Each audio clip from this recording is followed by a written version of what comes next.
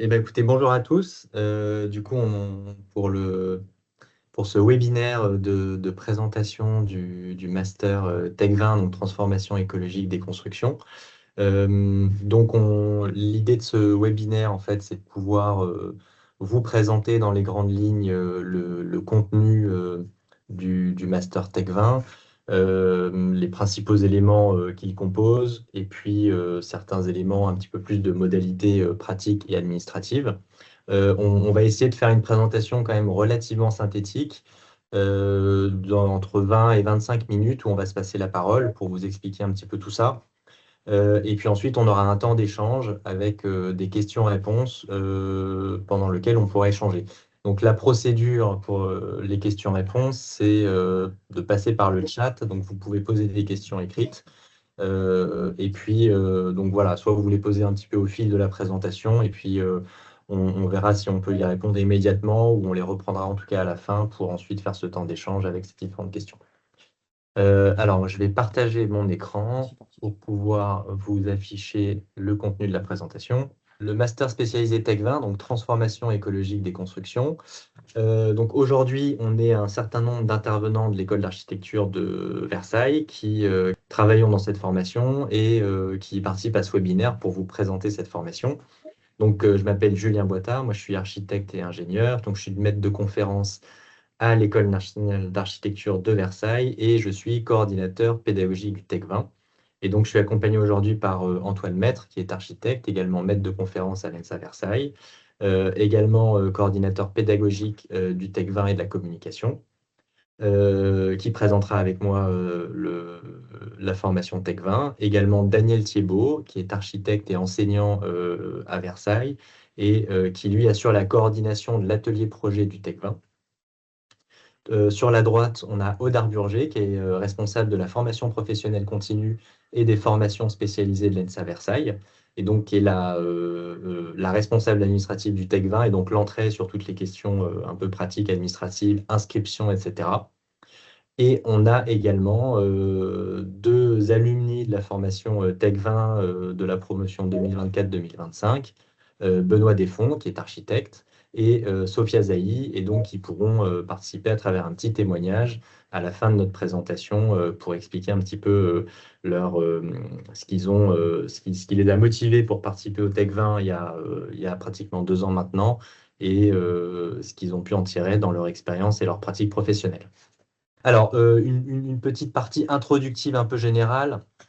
Donc, le Master Tech 20, donc c'est transformation écologique des constructions du XXe siècle. Donc, c'est une formation qui est post-diplôme, donc c'est-à-dire qui s'adresse à des architectes ou des ingénieurs qui sont déjà diplômés. Et c'est une formation qui est labellisée par la Conférence des grandes écoles. Le thème de la formation, donc, c'est de former les architectes et les ingénieurs aux enjeux de la réhabilitation des constructions du XXe siècle au regard de la crise énergétique et environnementale actuelle. Avec une idée, c'est-à-dire que c'est une formation qui est ensuite centrée sur la question du site occupé, comment on intervient quand on a des bâtiments qui sont habités, et avec une prédominance sur la thématique du logement, en particulier du logement collectif. Alors, quelques constats qui nous ont, en fait, qui a motivé un peu la création de la formation Tech 20 par l'école d'architecture de Versailles. C'est cette évolution de la pratique professionnelle qu'on constate tous depuis un certain nombre d'années, motivée par des considérations écologiques et énergétiques, avec les questions de l'accord de Paris, la loi ZAN, etc., qui font qu'aujourd'hui, on se retrouve vers une sorte de modification assez profonde de la commande provenant des maîtres d'ouvrage pour les cabinets d'architectes et d'ingénieurs. Et on constate de plus en plus en fait, d'appels d'offres orientés vers la question de l'existant, de la transformation des bâtiments, de la transformation d'usage, mais aussi de la rénovation d'immeubles en site occupé. Et on constate aujourd'hui que c'est une grande partie, ça devient une partie de plus en plus importante de notre pratique professionnelle, et en particulier dans le nombre d'appels d'offres qui sortent sur ce sujet-là. Et de l'autre côté, on s'aperçoit que c'est un sujet qui est assez éloigné de la formation, notamment dans les écoles, et qu'il y a finalement une réelle demande pour structurer cette formation sur des sujets qui sont finalement assez techniques et assez spécifiques et qui aujourd'hui ne s'enseignent qu'à travers des expériences dans des agences d'architecture pratiquant ce type de projet. Donc, on a une forme finalement d'un côté des architectes qui ne sont pas spécifiquement formés sur ces sujets-là, et puis de l'autre côté, une demande des bailleurs, des pouvoirs publics, des maîtres d'ouvrage et des habitants de plus en plus importante, et qui fait qu'on a ce basculement de la commande professionnelle qu'on constate tous. Donc, le Master STEC 20, c'est quoi? C'est l'idée d'articuler ces problématiques énergétiques, thermiques et environnementales avec des thématiques d'usage et d'architecture. C'est-à-dire de ne pas laisser ces questions uniquement à des bureaux d'études techniques qui vont faire des DPE et qui vont préconiser des solutions un peu standardisées, mais de dire que c'est un sujet qui doit être pris en compte et réapproprié par les architectes dans leur pratique professionnelle autour vraiment de la question de l'architecture, des usages, de la qualité d'habiter, d'un regard spécifique bâtiment par bâtiment pour apporter des solutions finalement qui vont être au cas par cas et qui vont permettre d'avoir une pertinence sur la question de l'intervention dans le patrimoine existant.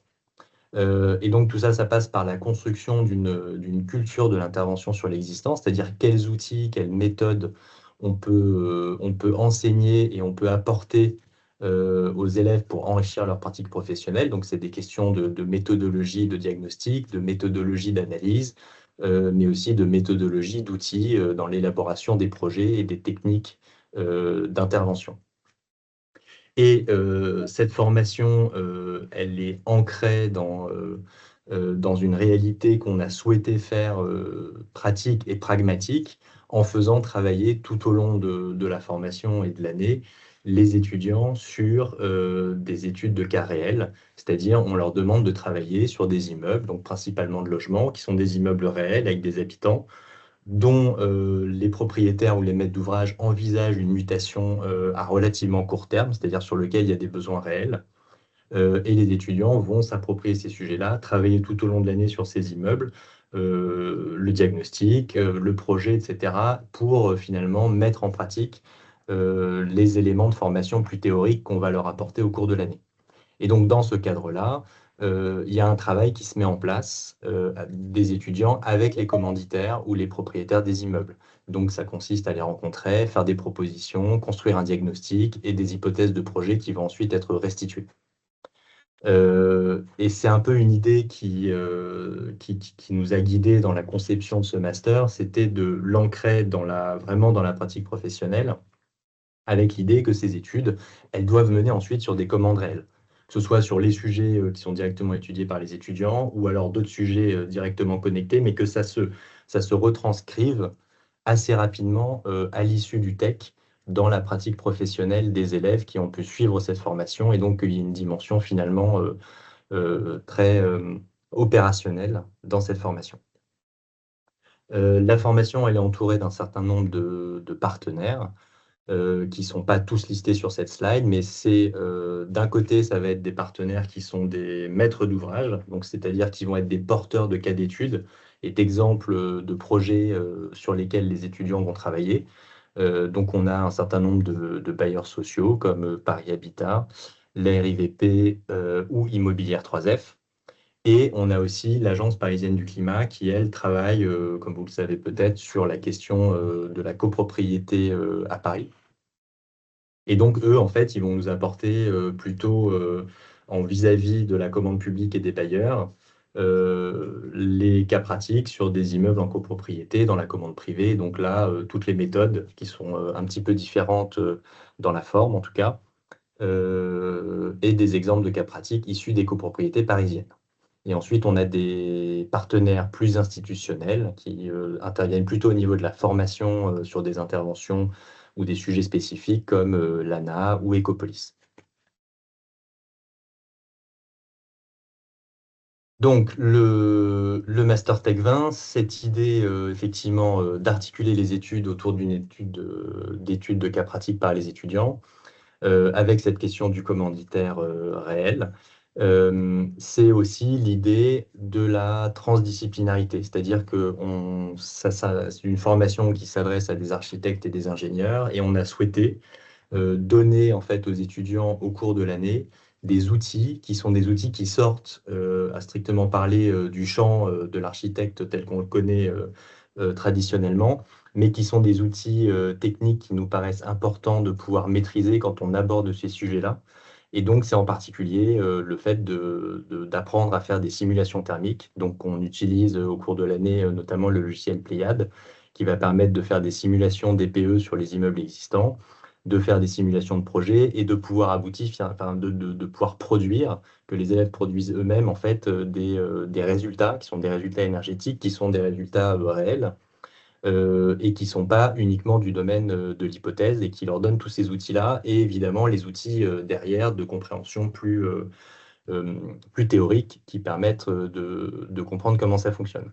Donc c'est la question de la simulation thermique sous Pléiade, mais c'est aussi la question du calcul des impacts carbone des solutions qu'on va mettre en place et de l'estimation économique. Et donc l'idée, c'est d'articuler ces trois éléments techniques, la simulation thermique, le calcul d'impact carbone et les estimations économiques des hypothèses de projet, avec tous les outils d'architectes avec lesquels on est plus habitué à travailler, autour notamment du diagnostic, du projet, etc., pour bâtir une vision assez transversale finalement du projet et qui vous permet d'avancer avec tous les éléments en parallèle pour aboutir à des propositions qui sont pertinentes. Pour accompagner ces sujets techniques, le master est accompagné d'un certain nombre d'experts qui sont des experts par thématique sur la thermique, l'énergie, le carbone, mais aussi sur le montage d'opérations, la partie chantier, la partie de l'estimation économique, etc. Et donc, c'est des experts, un certain nombre d'experts qui sont des experts récurrents, c'est-à-dire qui vont intervenir un certain nombre de fois dans le master tout au long de l'année et donc que vous allez voir à toutes les étapes clés et qui vont permettre d'avoir des interlocuteurs un peu comme ça suivis et qui deviennent vos experts en fait tout au long de la formation. Donc ici, on voit un petit peu l'étendue de l'équipe pédagogique. Alors, elle n'est pas tout à fait au complet parce qu'il y a aussi d'autres intervenants, mais en tout cas, ici, on a listé les principaux.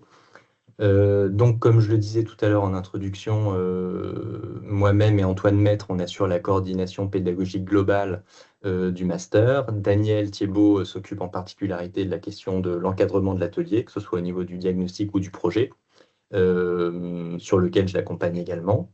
Et puis ensuite, on a des experts sur différentes thématiques, histoire et patrimoine, avec notamment des architectes du patrimoine, une enseignante chercheuse à l'école d'architecture de Versailles, toute une thématique sur la culture constructive, notamment des bâtiments de logement collectif, de la reconstruction et des Trente Glorieuses, avec les interventions de Gabriel Bernard-Guel, la question de la thermique et du carbone, avec Grégoire Dumont qui, lui, fait la partie plutôt des cours théoriques sur toutes ces questions-là, confort, thermique, physique du bâtiment, et Olivier Leloé qui, lui, intervient plutôt sur les questions d'encadrement du TD, notamment sous Pléiade. Christophe Wilk qui, lui, parle de toute la partie chantier, installation de chantier, suivi opérationnel de ces interventions et estimation économique des solutions proposées. Et puis ensuite, un certain nombre d'experts qui interviennent, eux, de manière un petit peu plus ponctuelle, sur des questions de matériaux biosourcés, de montage de projets en copropriété, de pathologie du bâtiment, de structure, mais aussi de réemploi, de concertation, etc. Voilà. Alors, l'organisation de la formation, donc là, on rentre dans les aspects un petit peu plus pratiques. Donc, l'idée, c'est que cette formation, elle va durer en gros une année, voire un petit peu plus qu'une année, puisqu'elle va commencer en septembre et elle va se terminer plutôt fin octobre de l'année suivante. Et elle se déroule schématiquement tous les vendredis, principalement à l'école d'architecture de Versailles, avec possibilité d'avoir des visios. Et puis, il y a des petites périodes d'interruption qui sont principalement des semaines de vacances scolaires qui vont un petit peu scander l'année. Et donc ça, c'est le rythme un peu classique qu'on va avoir de début septembre jusqu'à début juillet. Ensuite, on a des journées qui sont un peu particulières, qu'on appelle les jeudis visites, qui vont permettre donc 4 fois dans l'année d'avoir des journées complètes de visite où on va aller avec les étudiants visiter soit des chantiers, soit des opérations qui ont été livrées. Donc là, vous avez un certain nombre enfin, quelques exemples de certaines des opérations qu'on a pu visiter cette année ou l'année passée. Et donc 2 visites, 2 jeudis au premier semestre et 2 jeudis au deuxième semestre. Et puis, on a ensuite 2 jours de voyage d'études qui se font plutôt après la restitution des hypothèses de projet, donc plutôt au mois de juillet, où là, on va passer 2 jours dans une ville, donc en général assez proche, enfin pas trop loin, mais pas forcément en France. Donc en 2023-2024, on était à Lausanne. En 2024-2025, on était à Bruxelles. Voilà. Et donc là, l'idée, c'est d'aller voir un peu ce qui peut aussi se passer ailleurs qu'en France, et pour voir, toujours dans la même logique, visiter le plus de projets possible de référence sur ce thème-là. La fin du cycle, c'est la thèse professionnelle. Donc là, en fait, il s'agit d'un petit travail de recherche personnel des étudiants qui va se dérouler entre juillet et fin octobre, dans lequel, en fait, vous prenez une question en lien avec les éléments de la formation qu'on a pu voir tout au long de l'année, et vous développez cette question à travers la production d'un petit rapport scientifique qui va permettre de poser une problématique et de chercher à y répondre. Et à l'issue de cette thèse professionnelle, donc en général à la fin du mois d'octobre ou au début du mois de novembre, on a l'achèvement de la formation du Tech 20 et donc la production du diplôme euh, par l'école. Les promotions du Tech 20, c'est des promotions qui sont relativement petites, puisque c'est une quinzaine d'élèves. L'idée, c'est de volontairement d'avoir des promotions qui sont réduites parce qu'il y a cette thématique du projet dans la formation, et donc en fait, de l'encadrement des études de cas qui nécessite un encadrement précis, personnalisé, et donc volontairement des petites promotions. Et c'est aussi un certain nombre d'outils qui vont être à disposition des étudiants tout au long de l'année, mais surtout dans le premier semestre où on va parler du diagnostic sur les études de cas. Donc c'est des outils, c'est des perceuses, c'est des caméras thermiques, des vitromètres, des sondes de température, des anémomètres, etc. Donc qui sont des outils que vous allez devoir utiliser sur place dans les bâtiments que vous allez étudier et qui vont enrichir vos diagnostics. Et c'est aussi des logiciels, notamment le logiciel Pléiade avec les licences en fait, qui sont données aux étudiants pour leur permettre de réaliser l'ensemble de leurs simulations, des calculs DPE, etc. tout au long de l'année. Plus précisément, quand on regarde les journées du vendredi matin, la structure elle est relativement homogène tout au long de l'année, c'est-à-dire que le matin, il y a plutôt des interventions théoriques qui vont être découpées en différentes thématiques, comme histoire patrimoine, culture constructive, pathologie, thermique, montage de projet, etc. Donc là, il y a des intervenants qui sont en général les experts sur leur thématique qui viennent vous enseigner un certain nombre de thématiques. Et l'après-midi, c'est plutôt consacré aux ateliers de projet, avec au premier semestre le diagnostic qui se termine à la fin du mois de février, et puis le deuxième semestre à partir du début du mois de mars jusqu'au début du mois de juillet sur la question du projet, c'est-à-dire des scénarios de projet. Voilà, donc matin cours théorique et après-midi les ateliers. Ensuite, on a la question des études de cas. Donc là, Antoine, peut-être je te laisse poursuivre là-dessus.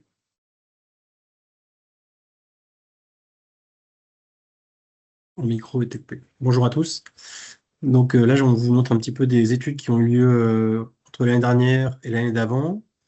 Ce qu'on peut voir, c'est que c'est un patrimoine très varié, donc qui est confié par les partenaires de la formation, de bâtiments assez récents, finalement, des années 90 jusqu'aux années 30. Alors les années 30, évidemment, on sort un peu de la période de reconstruction, qui était un petit peu le projet de lancement de la formation, aussi parce que c'est un patrimoine quand même 20e siècle et très présent à Paris et sur lesquels les maîtres d'ouvrage se posent des vraies questions.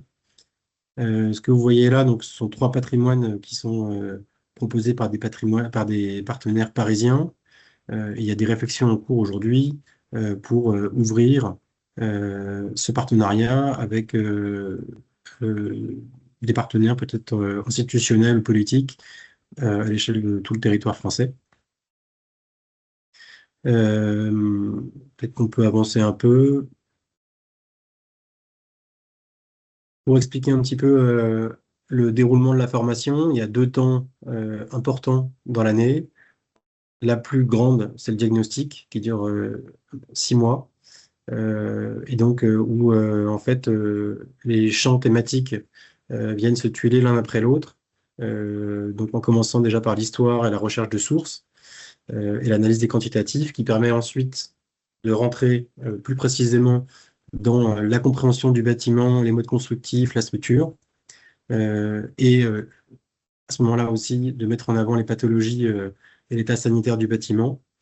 À ce moment-là, on vient justement utiliser tous les outils dont parle Julien juste avant pour vraiment investiguer physiquement dans les bâtiments. L'analyse des fluides et le système de performance énergétique, tout ça est bien sûr chapeauté avec les experts qui ont été mentionnés par Julien juste avant. Et ensuite, en février, viennent la restitution du diagnostic qui est fait lors d'un jury où sont invités des architectes et il peut y avoir aussi éventuellement des échanges avec les maîtres d'ouvrage qui souhaitent en savoir plus à ce stade-là. La deuxième partie de l'année est structurée en 4 parties avec dans un premier temps un inventaire des possibles pour comprendre tout ce qui peut se faire sur un bâtiment, une réévaluation thermique et carbone via une remodélisation du projet qui a déjà été faite en parallèle avant, excusez-moi, en diagnostic. Ensuite, des scénarios de projet avec des scénarios allant de l'étude la plus faible, enfin de l'intervention la plus faible jusqu'à la plus complète, avec un chiffrage à côté qui permette donc au maître d'ouvrage de comprendre les éventualités et à côté de ce chiffrage, bien sûr, les différents modes de financement et d'aide qui peuvent exister. En fin d'année, en juillet, une restitution qui se fait dans un premier temps à l'école avec un jury invité et qui se fait ensuite, peut-être que tu peux montrer, Julien, la page d'après, chez les maîtres d'ouvrage avec la restitution mise en forme dans un livret qui sera ensuite plus facile, qui sera permis pour communiquer plus facilement déjà auprès des maîtres d'ouvrage et puis ensuite pour transmettre cette étude éventuellement dans la présentation de votre agence, par exemple, à des maîtres d'ouvrage. Peut-être qu'on peut avancer.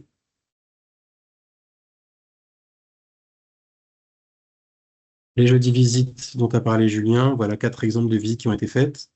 L'idée de ces visites, c'est de visiter les bâtiments avec les architectes qui ont fait les opérations et quelquefois des maîtres d'ouvrage qui souhaitent nous accompagner et de faire des vrais retours d'expérience sur la façon dont sont passés les projets, évidemment bien au-delà du rendu fini, mais de comprendre aussi et d'échanger entre professionnels pour se dire les difficultés qu'il y a eu, les différents types de montage, la façon dont les architectes ont pu ou pas déroger au cahier des charges ou l'enrichir, pour comprendre un petit peu la diversité de ce qui peut se faire, aussi bien avec des bailleurs sociaux, donc dans le cadre d'une commande publique, qu'avec des copropriétés grâce aux projets qui sont sourcés par l'Agence parisienne du climat.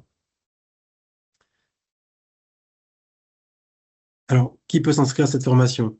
Donc, évidemment, les architectes diplômés d'État, ainsi que des architectes diplômés à l'étranger dont le diplôme est reconnu en France, des ingénieurs aussi, des ingénieurs qui travaillent dans le secteur ou intéressés par la question, des titulaires d'un bac+3 pouvant justifier aussi de 3 années d'expérience professionnelle à plein temps dans le domaine de la construction ou de la réhabilitation ou de l'urbanisme. Ça peut être aussi des personnes travaillant en maîtrise d'ouvrage. Ça, on tient à le souligner parce que c'est vrai que c'est des questions qui arrivent tous les ans. C'est ouvert pour les maîtrises d'ouvrage. Sur la question de l'emploi du temps, donc comme ce qu'on vous disait, organisé sur 2 semestres avec le temps ensuite du mémoire qui pousse sur l'année scolaire suivante. Les rendez-vous sont tous les vendredis à l'école de 9h à 18h, à part pour certains cours qui peuvent se faire en visio, où on préfère que les architectes ou les ingénieurs viennent à l'école pour être tous ensemble, mais certains cours peuvent être suivis aussi à distance. Voilà. Et je complète Antoine juste pour Ouais, dire que en fait c'est un aspect important quand on a construit le tech, c'était d'avoir effectivement des élèves qui peuvent continuer leur activité professionnelle en parallèle de la formation. Donc ça c'est un point important. C'est pour ça qu'elle se déroule le vendredi et qu'elle laisse en fait les 4 autres jours libres. Donc l'idée, effectivement, c'est qu'il y ait votre pratique professionnelle à côté de la formation le vendredi, et qu'il y ait une compatibilité entre les deux. Donc il y a une certaine souplesse aussi après de la part des enseignants dans le cadre du tech par rapport à vos contraintes que vous pouvez tous avoir au niveau professionnel. Mais voilà, donc l'idée, c'est qu'il y ait cette compatibilité entre une activité à côté du tech et le tech. merci Julien pour cette précision. Donc le diplôme, c'est un diplôme de master, donc c'est un diplôme universitaire qui est reconnu par la conférence des grandes écoles. La formation, donc, comme évoqué juste avant, elle se passe dans les locaux de l'école d'archi de Versailles, qui est accessible par plusieurs lignes de train assez facilement depuis Paris. Pour toutes les questions administratives, vous pourrez les poser ici aujourd'hui avec Aude Arburger ou Yasmine Adrouche qui sera la gestionnaire ensuite au quotidien de la formation. Et je précise aussi, Antoine, donc la formation, c'est majoritairement à l'école, mais il y a des possibilités de visio, Oui, donc pas systématiquement, voilà, parce qu'on a besoin de se voir, évidemment, mais en tout cas, il y a des ajustements. Donc en gros, il y a un mix qui est toujours possible entre présentiel et distanciel. Et donc voilà, donc ça, on fait aussi de la même manière, un petit peu au cas par cas, en fonction de chaque élève.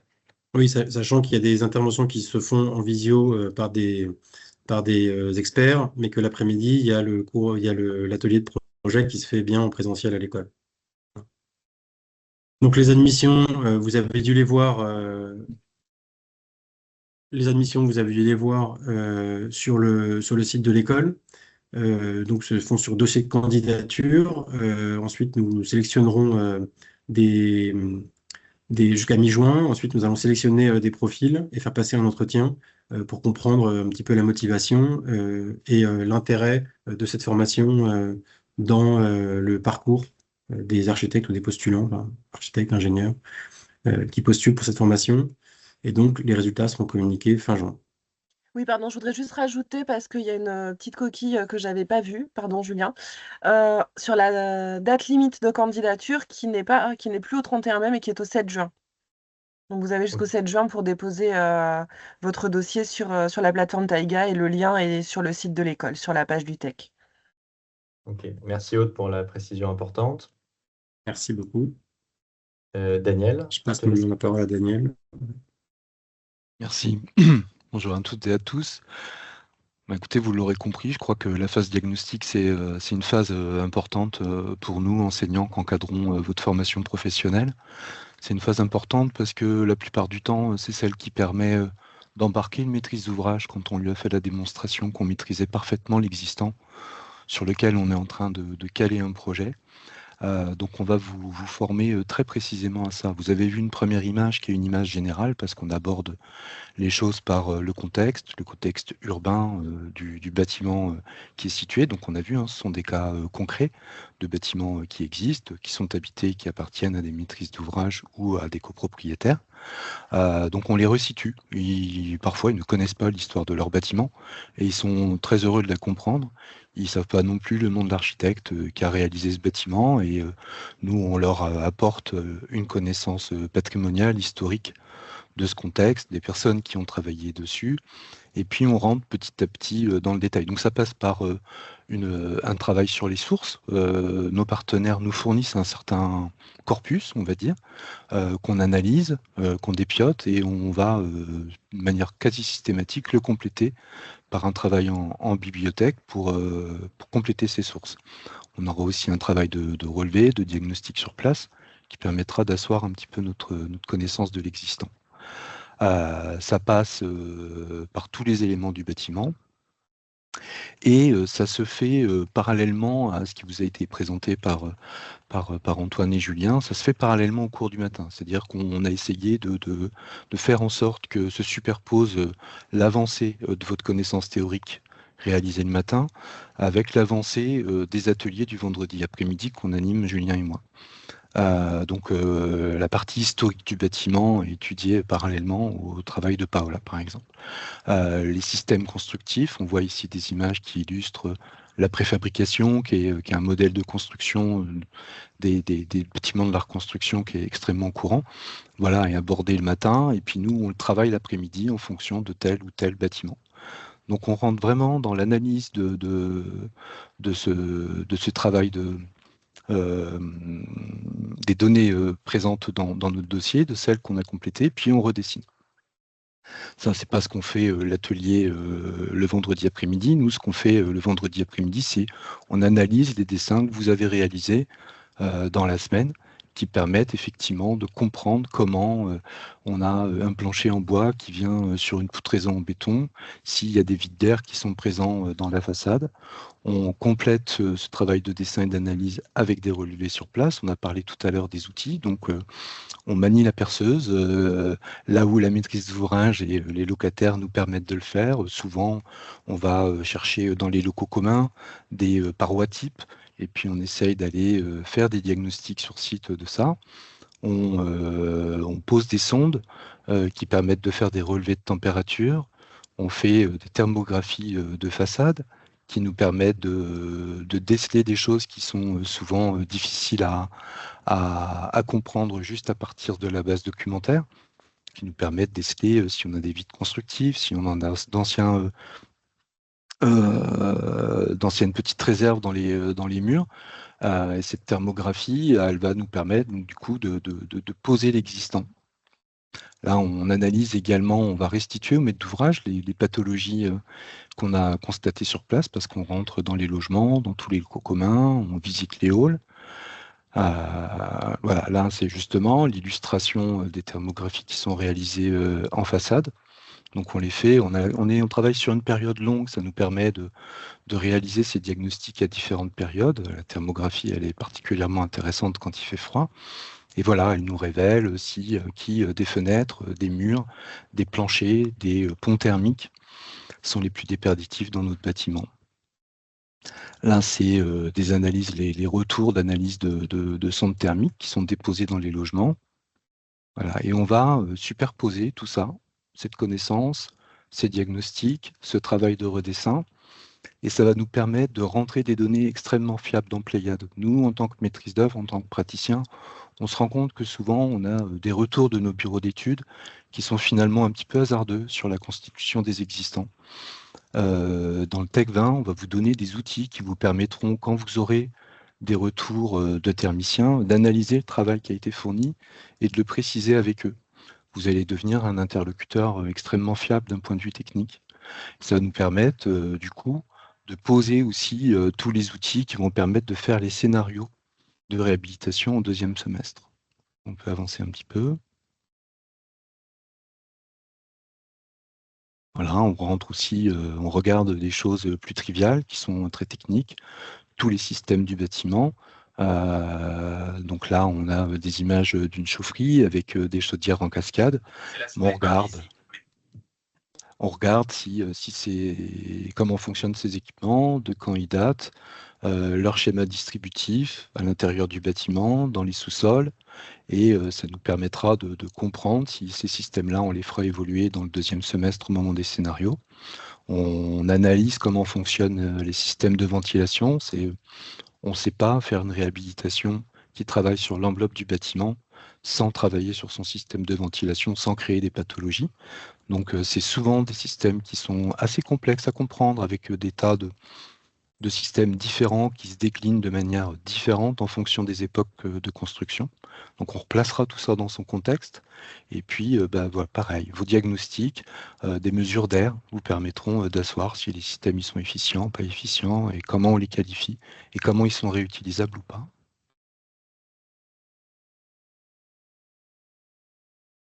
Voilà, une fois qu'on a assis ce travail de diagnostic qui nous permet de faire l'analyse une sorte de critique d'authenticité du bâtiment, c'est-à-dire les bâtiments qu'on a en face de nous, est-ce qu'ils sont dans leur état initial, est-ce qu'ils ont été réhabilités au cours des années, qu'est-ce qui a été transformé, quels sont les éléments qui ont une valeur patrimoniale, et ça vous permettra de vous positionner en tant qu'architecte ou que maître d'œuvre, sur qu'est-ce qu'on va essayer de conserver, qu'est-ce qu'on va essayer de restaurer, qu'est-ce qu'on va devoir réparer. Et cette question de la critique d'authenticité est toujours compliquée sur le patrimoine du XXe siècle, parce que c'est un patrimoine qui a des lettres de noblesse qui sont très récentes, voire qui n'en a pas du tout. On le considère souvent comme un patrimoine ordinaire.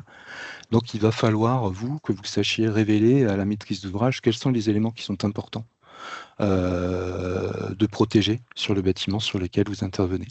Là, c'est intéressant. Moi, j'étais pas encore à l'école, mais je crois que c'est un bâtiment d'Yad Brunel qu'on regarde qui avait fait des ateliers d'artistes pour la RIVP dans les années 80. Donc, c'est un bâtiment qui est extrêmement difficile à réhabiliter parce que il est caractéristique d'une époque, mais il a des ponts thermiques de partout, une façade extrêmement complexe. Qu'est-ce qu'on fait? On vient isoler par l'intérieur, on vient isoler par l'extérieur, on modifie complètement son aspect. Est-ce que c'est possible? Voilà, ce sont tous ces outils-là qu'on va travailler, qui vont vous permettre de mettre un peu de côté l'arbitraire, en ayant une analyse un petit peu critique de ce sur quoi vous travaillez. Là, c'est un patrimoine un peu plus commun, si on peut dire, mais qui marque vraiment nos villes et qui est un patrimoine rationnel, constructif. Et puis, quand on le regarde dans le détail, on se rend compte qu'il y a des panneaux de façade qui sont en béton, mignonnettes, extrêmement pérennes. Et peut-être qu'on va se dire, justement, nous, on va travailler là-dessus. Est-ce qu'on sait sauver ces panneaux ou est-ce qu'on sait les restituer? Et là, l'étudiant, justement, il a eu deux approches, parce que c'est un peu ça qu'on fait aussi au deuxième semestre, c'est-à-dire qu'on définit des scénarios qui montent graduellement en termes de volume d'intervention. Le premier scénario, souvent, essaye de réparer l'existant sans forcément le modifier, sans forcément aller chercher un premier niveau de performance. Après, on a un scénario intermédiaire, souvent qui va chercher un premier niveau de performance, qui est celui qui va souvent un peu plus intéresser le maître d'ouvrage parce qu'il va lui permettre de changer l'étiquette de son bâtiment. Parallèlement à ça, vous aurez abouti vos études thermiques, et dans ces études thermiques, vous rentrerez différents scénarios qui iront effectivement d'un scénario de base à un scénario très évolué, avec un niveau de performance très important. Là, ici, pour atteindre des niveaux de performance différents, ce qui a été étudié, c'est en architecture, en réhabilitation, souvent il faut être opportuniste. Ici, justement, le premier semestre a permis de déterminer, on le voit sur la coupe qui est sur la gauche, a permis de déterminer qu'on avait un vide d'air derrière ce panneau préfabriqué qui est assez beau et qui est caractéristique de ce bâtiment. Et du coup, là, l'étudiant, justement, de manière très opportuniste, s'est dit qu'il pouvait insuffler un isolant dans cette première lame d'air et pour protéger les panneaux, aller chercher un niveau de performance en isolant par l'intérieur. Donc là, quand on parle de ça, on rentre un petit peu dans toutes les considérations de ce qu'on est capable de faire en site occupé, avec des contraintes d'existant, des contraintes d'amiante, des contraintes d'habitabilité, des contraintes d'usage, des modifications de position de fenêtre. Il y a une variante qui avait été proposée, qui était une variante avec une isolation par l'extérieur, on le voyait sur le document juste avant, et là, c'était la question de quels sont les outils qu'on a pour restituer un patrimoine qui existe. Et après, au deuxième semestre, j'ai envie de dire que la question de l'architecture est un peu moins importante parce que ce n'est pas tout à fait l'objectif du TEC 20. L'objectif du TEC 20, c'est vraiment de vous donner des outils techniques, de vous positionner par rapport à un moment historique de ce bâtiment, par rapport à une figure patrimoniale, et moins que de faire projet. Voilà. Et d'amener toujours discuter avec la maîtrise d'ouvrage sur la question du volume de travaux que représente l'atteinte d'un niveau de performance et comment on est capable de faire un bond, de réhabiliter pour une quarantaine d'années les patrimoines qu'on nous a confiés à l'étude. Ça veut dire qu'on peut quand même aussi regarder le potentiel du site, donc on ne reste pas quand même juste dans la profondeur de la question de la technique et de la performance. On peut regarder les questions d'usage, on l'observe au travers des questions environnementales actuelles. Comment on fait pour rafraîchir une cour, comment on fait pour amener des éléments qui servent les mobilités douces, comment on fait pour travailler le confort d'été, pour travailler un espace extérieur. Est-ce que le site permet de surélever le bâtiment? Est-ce qu'il y a une opportunité foncière? Est-ce qu'il faut vraiment densifier cette parcelle? Voilà, c'est toutes ces questions-là qu'on se pose au fur et à mesure du projet. Ça, c'est un propos qui est un peu conclusif dans le TEC sur la question projet, la question de à quel point on est capable de faire passer ce patrimoine, de répondre à d'autres questions d'usage que la simple question de la performance. Parce que la réhabilitation thermique est souvent la porte d'entrée un peu programmatique qui provoque la commande et finalement le prétexte à faire de l'architecture, de l'amélioration des usages, de l'amélioration du site occupé. Voilà, ça c'est des documents un petit peu plus techniques qui montrent dans un scénario un peu d'entrée comment on atteint une étiquette C. On manipule à ce moment-là d'autres outils qui vont nous permettre d'arbitrer quel est le meilleur scénario, la question de l'impact carbone, la question budgétaire, et qu'on met en vis-à-vis de la question de la performance et aussi de la gêne, de la contrainte du site occupé. L'argent, et oui, à un moment, il faut en parler. Donc avec les bailleurs, on fait une estimation avec le travail de Christophe Wick. On fait une estimation des différents scénarios qui sont présentés dans des tableaux de synthèse. Donc on met en parallèle le niveau de performance qu'on atteint, les travaux sur lesquels on intervient et le coût que ça représente. En face de ça, on aborde la question des subventions qui sont mobilisables en fonction du niveau de performance qu'on a. Et donc là, on a des cours qui sont très complets sur toutes les subventions qui existent. Elles évoluent chaque année. Donc ce cours se met à jour de l'évolution de ces subventions. Sur les questions de la copropriété, on aborde, vous analyserez dans la première phase de diagnostic le règlement de copropriété, qui vous donnera, c'est un sujet que moi je maîtrise un petit peu moins bien, mais qui vous donnera un petit peu les répartitions, notamment ce qu'on appelle les tantièmes moyens pour les typologies. Et là, vous essaierez de fabriquer un tableau qui permet de calculer le reste à charge pour un copropriétaire. C'est particulièrement efficace pour asseoir un programme de réhabilitation, parce que en fonction des scénarios, vous aurez un reste à charge qui sera différent. Et là, ce tableau, il montre, par exemple, comment, avec un investissement qui est de l'ordre d'un petit peu moins de 30 000 €, si on prend le plus grand logement, avec des subventions qui sont mobilisables de l'ordre de 7 000 €, on arrive à un coût qui est plutôt à 21 000 €. Puis après, vous allez travailler sur un travail d'amortissement de cet investissement, et puis vous le mettrez en parallèle des économies d'énergie qui sont réalisées sur les charges du copropriétaire. Et là, on se rend compte que vous avez un outil qui est quand même assez puissant d'aide à la décision, qui est ici, par exemple, le reste à charge, il est plutôt négatif. C'est-à-dire que les gens, ils ont des bâtiments qui se comportent mieux, qui règlent un certain nombre de pathologies, et pour autant, ça ne leur coûte pas forcément beaucoup d'argent si on le met en parallèle des subventions et des économies d'énergie réalisables.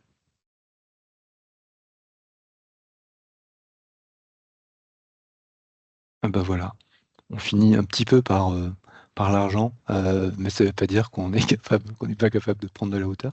Je te repasse la parole, Julien. Écoutez, voilà, merci de nous avoir écoutés là pour cette présentation. Alors, je suis désolé, on a été un tout petit peu plus long que ce que j'avais annoncé au départ. Voilà, j'espère qu'on a abordé un peu toutes les thématiques. Je vois qu'il y a des conversations sur la gauche, là, dans l'onglet, donc j'imagine que ça doit être des questions, peut-être. Valentin, je ne sais pas si tu as vu, est-ce qu'il y a des questions? Moi, j'essaie d'y accéder. Alors, pour le moment, on a une seule question qui vient de Félix, Ok. qui nous demande comment s'inscrire sur Taiga quand on a étudié à l'étranger, en Belgique, et que nous sommes praticiens pro à l'étranger. Alors moi, je ne suis pas... Enfin, peut-être je te laisse répondre. Voilà. Non, en fait, quand vous vous inscrivez sur Taiga, c'est un outil qui gère la scolarité des étudiants. Donc, effectivement, pour toutes les personnes qui ont déjà fait leurs études en France dans une école d'archi, elles peuvent connaître l'outil. Pour toutes les personnes qui n'ont pas déjà eu un compte Taiga, il n'y a aucun problème, vous pouvez créer un profil. Simplement, effectivement, on demande un certain nombre de renseignements concernant les diplômes que vous avez obtenus. Donc, en fait, vous mettez ce que vous avez eu. Si vous avez obtenu vos diplômes à l'étranger, vous mettez les diplômes étrangers. De toute façon, il n'y a pas de... tous les dossiers, toutes les pièces sont consultées une par une. Donc, si ça rentre pas complètement dans les cases, ça sera quand même accepté. Peut-être, alors j'ai vu qu'il y avait d'autres questions. Avant de les prendre, juste, j'aurais voulu peut-être passer quelques minutes la parole à nos deux alumni que je vous ai présentés au début du webinaire, parce que je trouve que c'est toujours intéressant. Finalement, nous, on est les enseignants, on est les encadrants, mais je trouve que c'est aussi bien de vous donner un peu un témoignage de l'intérieur, plutôt côté étudiant. En fait, on a, comme je vous disais, donc on a Benoît et Sophia qui ont étudié dans le tech en 2024-2025, donc qui ont achevé leur formation. Donc, ils ont cette vision un peu globale sur l'ensemble du process tech. Et donc, peut-être je vous laisse la parole, Benoît et Sophia, pour un peu nous expliquer pourquoi vous avez fait la formation et en quoi ça peut influencer aujourd'hui votre pratique professionnelle. Voilà. Bonjour, oui Julien. Pour ma part, quand j'ai commencé, il y a quelques années, j'ai travaillé à l'étranger, principalement sur des constructions neuves. Et après avoir fondé mon agence d'architecture nommée Locale à Paris en 2019, on s'est rendu compte qu'on avait principalement des commandes liées à de la réhabilitation, à des changements de destination, principalement avec des commanditaires privés, ce qui faisait qu'on n'avait pas forcément la main sur les bureaux d'études. Et on se retrouvait parfois un peu démunis, disons, quand on avait des bureaux d'études qui nous imposaient des systèmes d'isolation, des choix qu'on subissait parfois.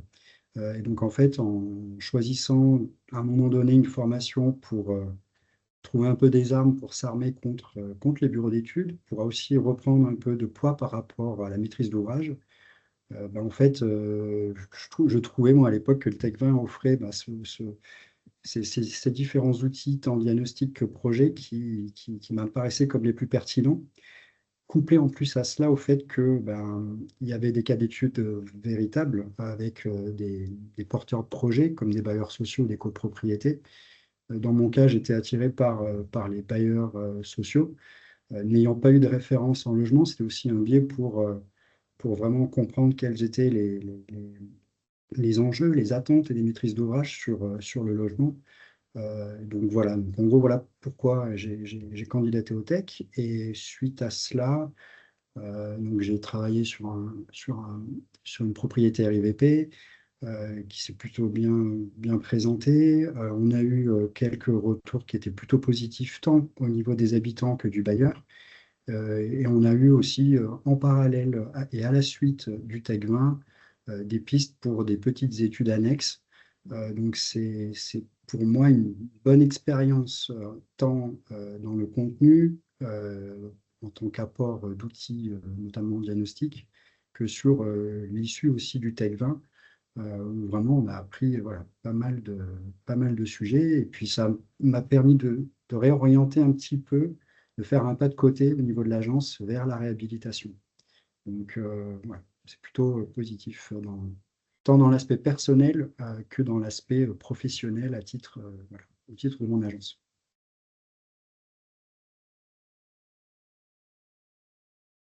Sophia? Sophia, on t'entend pas, ton micro est coupé. Oui, bonjour à tous. Du coup, pour ma part, c'est un peu comme pour Benoît, j'ai rejoint le master, je crois, à un moment où je ressentais un vrai manque dans ma pratique, parce que je travaillais depuis pas mal de temps déjà sur l'existant, principalement sur des équipements culturels et patrimoniaux, mais tout ce qui était volet énergétique et qui devenait de plus en plus présent dans les appels d'offres, dans les concours, etc., je n'avais pas du tout ça dans mes outils de conception. Ça a créé une forme de limite parce que je ne savais pas dialoguer avec les bureaux d'études sur ces sujets-là. Et donc, je me suis orientée vers le master. Ça a un peu dépassé mes attentes parce que ça m'a appris à aborder d'une manière vraiment beaucoup plus structurée les projets de réhabilitation.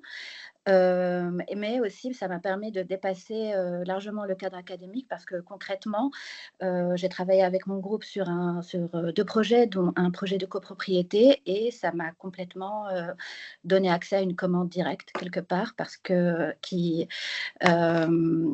a pu, la copropriété, quand on leur a présenté nos travaux en fin de master, était très intéressée par le projet pour le faire. Bon, c'était pas gagné non plus, et c'est là où on a fait, avec mon groupe, on a fait appel un peu à tout. On a pu bénéficier du réseau du Master Tech pour faire en sorte que le projet se fasse. Parce qu'on a fait appel à un peu tous les intervenants, je crois, du master pour leur expertise, pour y voir plus clair, pour des aspects techniques comme contractuels, pour monter l'équipe du projet de maîtrise d'œuvre, parce qu'on a, en termes d'économie de projet, de structure, avec Nicolas Didier, Christophe Wilk, Olivier Leloé pour le volet thermique.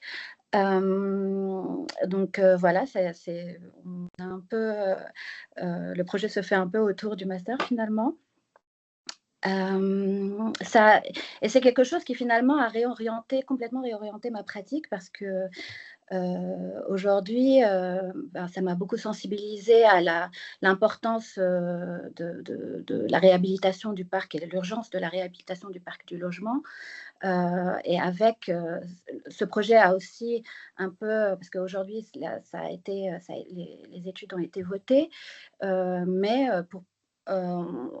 je découvre de plus en plus comment développer une stratégie autour des copropriétés, comment développer ma pratique autour du logement, parce qu'on a une relation un peu privilégiée qui est avec l'Agence parisienne du climat, qui nous a un peu accompagnés tout au long du master sur le cas concret sur lequel on travaillait. Donc voilà, c'est tout un process qui a débuté au début de l'année dernière. Ça m'a aussi apporté sur le plan personnel des rencontres humaines, parce que j'ai collaboré toute l'année dernière un peu avec Benoît. Je me suis associée avec un membre de mon groupe. Donc voilà, c'était une expérience très très riche pour moi en tout cas, qui m'a apporté beaucoup de choses techniquement, académiquement, personnellement et professionnellement. Voilà, pour moi, le master, c'est vraiment un endroit où une pratique peut se transformer et se réorienter. Voilà, merci. Merci Sophia. Alors, je vois qu'on a une question un peu pratique là. Alors, bonjour, à combien de journées estimez-vous l'implication personnelle à côté du vendredi? Donc, alors effectivement, donc c'est tous les vendredis. Donc là, c'est effectivement, c'est les cours le matin, l'atelier l'après-midi. Comme je disais, c'est hors vacances scolaires. Donc, pour être plus précis, en fait, dans les vacances scolaires où il y a 2 semaines, il y a 1 semaine sur 2 qui est chômée dans le cadre du tech. Pour les petites vacances, c'est-à-dire Toussaint, février, avril, il y a 2 semaines de pause à Noël. Et puis ensuite, à partir de début juillet jusqu'à début septembre, il y a aussi une pause. Voilà. Donc, en dehors de ces éléments-là, principalement, il y a des cours le vendredi. Et ensuite, effectivement, il y a le travail personnel qui est alors principalement sur le travail d'étude de cas. Donc nous, ce qu'on a observé auprès des élèves, c'est qu'en fait, chacun s'organise un petit peu en fonction de ses contraintes, c'est-à-dire ses contraintes professionnelles à côté, etc. Donc les élèves ne travaillent pas tous forcément au même rythme et au même moment. En moyenne, quand on les questionne, mais vous me direz Sophia ou Benoît, il faut compter à peu près en moyenne une journée d'implication personnelle en plus à côté du vendredi. Voilà, mais qui est utilisé, on va dire, assez différemment en fonction des élèves. Il y en a qui vont travailler tous les soirs, d'autres qui vont prendre une journée complète dans la semaine, d'autres le week-end, d'autres qui vont plutôt tout rassembler à des moments sur quelques journées. Voilà. Et en fait, ça change pas mal parce qu'on a des profils d'étudiants qui étaient salariés en agence. Et donc, eux, en fait, ils s'organisent avec leurs contraintes de salariés, c'est-à-dire ils sont un peu plus contraints au niveau des horaires. Et ils arrivent quand même à le faire fonctionner. Et puis après, il y a des profils d'élèves qui ont plutôt leurs propres agences et qui, eux, évidemment, ont un peu plus de souplesse en termes de calendrier parce qu'ils s'organisent un peu plus comme ils veulent, mais par contre, ils peuvent être soumis aussi à des exigences de rendu, par ailleurs, de choses comme ça. Voilà. Donc, en gros, on a le vendredi, il faut compter à peu près une journée d'implication en plus pour le travail personnel, mais réparti un peu comme vous voulez en fonction de vos contraintes. Voilà. Puis après, on est très encadrant parce que c'est très séquencé. Donc on a des rendez-vous toutes les 4 semaines avec des petits rendus intermédiaires qui permettent de ne pas décrocher. Et c'est vrai que du coup, là, en 3 ans, il n'y a jamais d'étudiant ou d'étudiante qui a décroché. Tout le monde a réussi à suivre. Si Exactement. je peux rajouter une petite chose, le fait que les cours soient faits vu que les cours sont le vendredi, et le vendredi, ça permet de couper la semaine à la fin. C'est vraiment un moment en tant que moi, enfin, en tant que mon agence, ça fait vraiment une pause, ça fait vraiment un moment de focus sur ce que l'on fait qui est plutôt bien advenu. Je pense que Sophia aussi, peut-être que. Ah, c'était, on était très contents de venir en cours le vendredi. Ça fait une semaine de 4 jours avec une journée qui est consacrée à un autre apprentissage, toujours de l'archi, mais où on sent qu'on fait quelque chose pour nous et pour avancer un peu dans notre pratique. Ouais. Alors, je vois effectivement, Valentin, il y avait une question que je n'avais pas vue, donc tu fais bien, Valentin, de me la transmettre. Alors une question très précise. Quel logiciel de modélisation type Revit est utilisé en amont d'envoyer sur Pléiade pour la simulation thermique? A-t-on une liberté pour s'adapter à nos usages actuels et gagner en efficacité? Alors, ce qui est fait dans le cadre des TD, en général, donc, alors sur le dessin archi, vous avez une souplesse d'utilisation du logiciel que vous préférez. Donc, effectivement, il y en a sur Archicad, il y en a sur AutoCAD, il y en a sur Revit, etc. Dans le cadre de Pléiade et de la simulation, donc là, c'est encadré par Olivier qui fait les TD. Donc là, en fait, il vous fait redessiner pour Pléiade en fait, le bâtiment. Donc, c'est plutôt, on importe les plans, qui sont des plans 2D, et puis ensuite, vous redessinez le bâtiment parce que en fait, il y a une façon de modéliser dans Pléiade qui n'est pas tout à fait celle qu'on modélise en archi, parce qu'on ne va pas modéliser exactement la même chose. Il y a la question effectivement des percements, des ponts thermiques, comme on accroche les planchers, etc. On les représente de manière simplifiée dans Pléiade pour mettre ce qui est important et pas forcément tous les détails. Donc voilà, et ce travail avec Olivier, il vous réapprend en fait à le redessiner parce que c'est en redessinant qu'on se pose les bonnes questions sur ce qui est pertinent ou pas du point de vue de la thermique et de votre bâtiment. Voilà. Donc c'est ça un peu la méthode qui est très orientée pédagogie pour comprendre vraiment ce qu'on fait. On peut aussi avoir des étudiants qui ne maîtrisent pas forcément les outils de dessin informatique, mais qui trouvent d'autres voies. Et puis on fait aussi, jusqu'à présent, on fait plutôt des binômes ou des équipes de 3, ce qui fait qu'il y a des compétences qui se complètent aussi à l'intérieur de ces équipes-là. Et on ne l'a pas dit non plus, mais c'est vrai que comme on est en atelier, comme on est à l'école le matin ensemble et qu'on est en atelier ensemble l'après-midi, quand Sophia travaille sur un patrimoine HBM et Benoît travaille sur un grand patrimoine de l'art construction, chacun apprend malgré tout du patrimoine de son camarade, des systèmes constructifs, des détails de réalisation, le fonctionnement des ventilations, etc. Donc c'est très sédimenté, quoi. Et puis, effectivement, tu as raison, Daniel, il y a la question du travail en groupe qui est important, hein, parce que ça permet aussi à des profils différents. On a eu justement des profils qui étaient purement ingénieurs, qu'on travaillait notamment dans le groupe de Sophia ou dans le groupe de Benoît. Et donc, eux, en fait, évidemment, enfin, il y a le travail en groupe avec des archis qui permet aussi à chacun de trouver sa place, d'apprendre des choses et de ne pas être noyé ou complètement perdu sur des sujets qu'ils ne maîtrisent pas. Donc, ça permet aussi d'apprendre des autres un peu en douceur. Voilà. Si les questions viennent plus tard, elles peuvent être envoyées éventuellement directement à l'école. Oui, on a une Soit- adresse tech20@versailles.archi.fr que vous retrouvez sur le site et qui est consultée par Antoine et moi-même, ainsi que Yasmine. Donc on peut répondre aux questions, quelle que soit la portée de la question, qu'elle soit administrative ou pédagogique, il n'y a pas de problème. Nouvelle Vous question. pouvez couper, mais je vois, Aude, il y a peut-être une question pour J'ai vu, toi. Voilà, pouvez-vous expliquer j'ai vu. brièvement les modes de financement de la formation et les aides possibles? Alors, la formation, a un coût qui est de effectivement 3 300 € annuels quand elle est autofinancée et 5 000 € quand elle est prise en charge. Pour l'instant, on n'est pas éligible à l'utilisation du CPF. En revanche, on a déjà eu des personnes qui ont réussi à avoir un financement de leur OPCO. Donc voilà, donc on fait le nécessaire par rapport au dossier de demande de financement auprès des OPCO. Et pour les autofinancements, il y a des possibilités de régler en 5 ou 6 fois.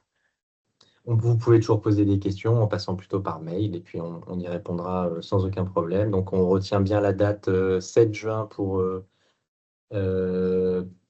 l'envoi de votre dossier. Ah, attendez, on a une dernière question. Quels sont les critères de sélection des candidats? Alors en fait, si vous voulez, donc dans les critères de sélection des candidats, bon, il y a déjà les critères administratifs, c'est-à-dire il faut être effectivement diplômé, tout ça. Donc il y a la recevabilité administrative de votre dossier. Et ensuite, nous, on va faire une lecture critique des dossiers qui sont envoyés pour juger finalement de la pertinence dans votre moment où vous en êtes de votre parcours professionnel, de cette formation, si elle peut vraiment vous apporter quelque chose par rapport à votre pratique et si on pense que ça va être pertinent par rapport à là où vous en êtes, disons, actuellement dans votre parcours. Donc, c'est principalement ça, en fait, qui va nous guider. Donc, c'est à travers, évidemment, la lecture de votre CV, donc vos diplômes, l'expérience que vous avez pu déjà avoir, à quel point vous en êtes, disons, de votre parcours. Et puis, on demande aussi un livret avec un peu une analyse des travaux que vous avez pu mener ou des projets sur lesquels vous avez travaillé pour qu'on rentre un petit peu plus dans la compréhension un petit peu de ce que vous faites. Et donc voilà, c'est tous ces éléments qui vont nous permettre de comprendre la compatibilité globale. Et puis ensuite, c'est à travers il y a un entretien qui permet de se connaître entre vous et nous pour bien vérifier l'adéquation, pareil, entre le parcours professionnel et puis la pertinence de la formation. Parce que l'idée, c'est que c'est une formation, comme je disais, qui est en petit comité, dans lesquels il y a un travail, je veux dire, assez soutenu. On se voit régulièrement, on travaille sur des sites réels. Et donc, voilà, je dirais, il y a ce critère d'implication des étudiants qui est très important.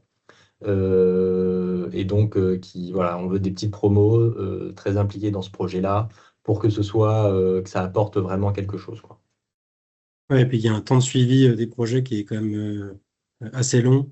Et donc, justement, la jauge dont tu parlais tout à l'heure sur les groupes, aujourd'hui, il n'y a pas de volonté d'avoir une promotion de 30 élèves, mais plutôt autour de 15 pour que ça puisse être géré sur une journée.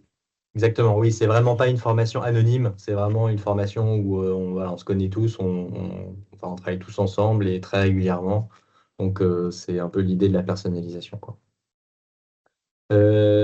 Alors, si nous avons la chance d'être admissibles, l'entretien peut-il se faire en visio? Alors oui, les entretiens sont en visio.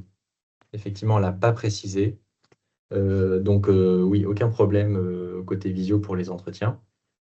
J'ai une dernière question, pardon, peut-on rentrer sans expérience et pratique en entreprise juste après le PFE? Alors, on a effectivement déjà eu un certain nombre d'élèves qui avaient en fait pas beaucoup d'expérience en agence d'architecture ou en entreprise. Et donc, en fait, là, c'est vraiment aussi au cas par cas. Donc, en tout cas, si vous n'avez pas d'expérience, il faut quand même envoyer votre dossier parce qu'en fait, c'est la lecture globale du dossier qui va nous permettre de comprendre ça. Donc, c'est pas rédhibitoire, en tout cas, de ne pas avoir du tout d'expérience.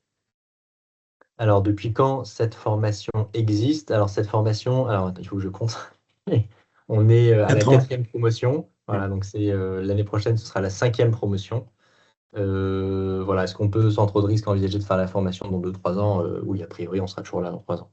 Eh bien, merci beaucoup à tous, en tout cas, d'avoir suivi ce webinaire. Et puis, on vous dit à bientôt alors. Merci, Merci à tous. à bientôt.